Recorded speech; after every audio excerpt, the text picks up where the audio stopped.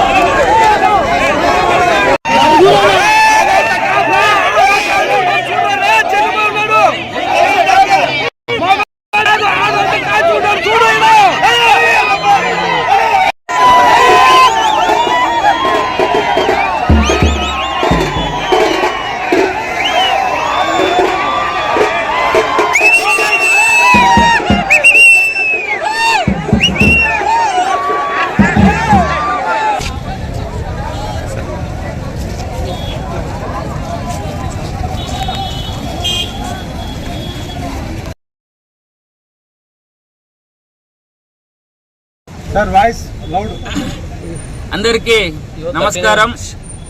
ఈరోజు నేను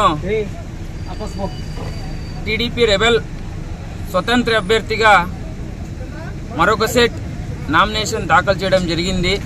ఇందాకే నామినేషన్ వేసి బయటకు వచ్చాను. తప్పకుండా మడకశిర ప్రజల మద్దతుతో నేను మడకశిర అభ్యర్థిగా విజయం సాధించబోతున్నాను. ఇది మడకశిర ఆత్మగౌరవానికి, గుండుమల సింగనమల అహంకారానికి యుద్ధంలో తప్పకుండా మడకశిర ఆత్మగౌరవమే గెలుస్తుందని నా ప్రగాఢ విశ్వాసం. ఎందుకంటే ఈరోజు నేను ఊహించలేదు, మాకు తెలీదు. నాకు జరిగినటువంటి అన్యాయానికి నిరసనగా వేలాది మంది స్వచ్ఛందంగా వచ్చినారు. మహిళలు వచ్చినారు స్వచ్ఛందంగా. వాళ్ళని చూస్తుంటే నాకు చాలా బాధేసింది. టీడీపీ కోసం ఆహర్నిశంలో కష్టపడినాం. ఎవరెన్ని అవమానాలు చేసినా భరించినాం. చివరకు మాకు కూడా అవమానమే మిగిలింది.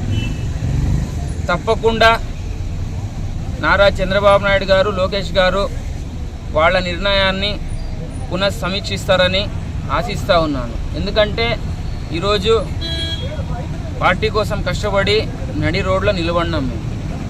మా అమ్మ తాళిబొట్టు, నా పెళ్ళాం తాళిబొట్టు తప్ప మాకేం మిగలలేదు. మడకశిరలో మేము నిజాయితీగా పనిచేసినాం, నీతిగా పనిచేసినాం, న్యాయంగా ప్రజల దగ్గర మంచితనంగా ఉన్నాం.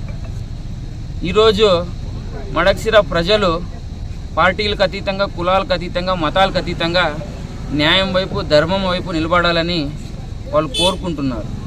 దానికి నిదర్శనమే ఈరోజు నా నామినేషన్ కార్యక్రమం. మీరు చూస్తే నేను ఎక్కడా కానీ వీడియోలు పెట్టలేదు. నిన్న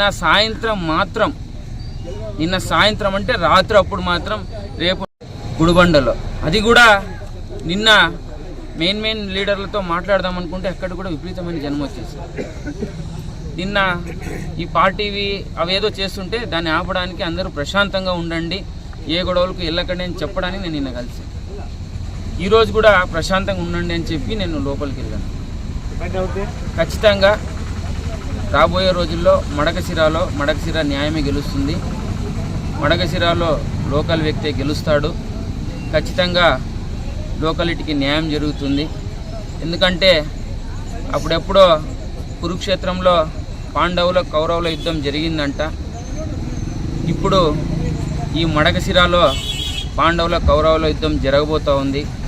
ఎందుకంటే ఇది న్యాయానికి, అన్యాయానికి, ధర్మానికి, అధర్మానికి, మడకశిర ఆత్మగౌరవానికి, అహంకారానికి ఇది జరగబోతున్నటువంటి యుద్ధం. ఈ యుద్ధంలో మడకశిర ప్రజలు నన్ను ఖచ్చితంగా గెలిపిస్తారని ఆశిస్తూ మరిన్ని విషయాలు త్వరలో మీ మీడియా ముందుకు వచ్చి చెప్తానని తెలియజేసుకుంటూ నమస్కరిస్తున్నాను.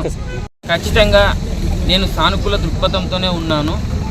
కానీ ఎట్టి పరిస్థితుల్లోనూ నేను మడకశిర అభ్యర్థిగా పోటీ చేస్తూ ఉన్నాను.